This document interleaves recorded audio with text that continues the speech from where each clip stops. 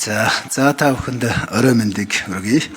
Тэгэхээр энэ эдийн засгийн хүндрэлтэй нөхцөлд одоо ерөнхий сайд болно гэдэг бол хэцүү. Гэхдээ нөгөө талдаа дахиад хэлэхэд энэ бол боломж шүү. Ер нь манай Монгол улсын төсөв тэлж байгаа үед урсгал зардлаа хасахгүй дандаа тэлсээр байгаад одоо нүүрсний үн дундаж хэмжээнд төрсөн ч бид нар тэрнгээр төсвийн орлогоороо урсгал зардлаа дийлэхгүй юм байдал руу оруулсан. Одоо 2.3 их найдаар дутж байгаа. Дахиад нүүрсний үнийн хэмжээ буурахад энэс илүү ихээр дутагдана.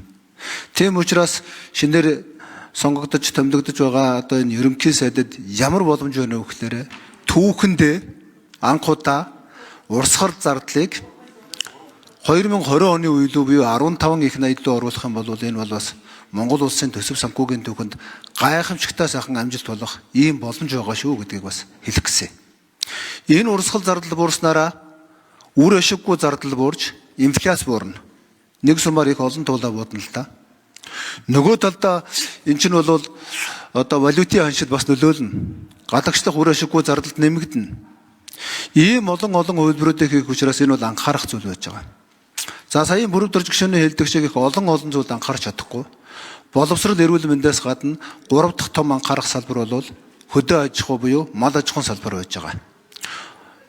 400 гаруй мянган иргэн хамаардаг энэ мал аж ахуйн одоо логистик тогтолцоог хөгжүүлж иж Монгол орныхоо өв соёл, уламжлал, монголчуудын үндэсний үйлдвэрлэж ирсэн одоо тэр мал аж ахуйн чиглэлтэй бүтээгдэхүүнүүдийг одоо эдийн засгийн эргэлтэнд оруулах энэ түүхэн боломж ус таны өмнө хүлээгдэж байгаа шүү. Долларын ханш өсөд байгаа.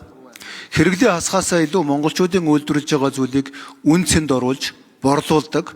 Ямар ч тохиолдолд монголчуудын одоо валютын орлого орж ирдэг тэр боломжийг хангах бас энэ түүхэн боломж байгаа.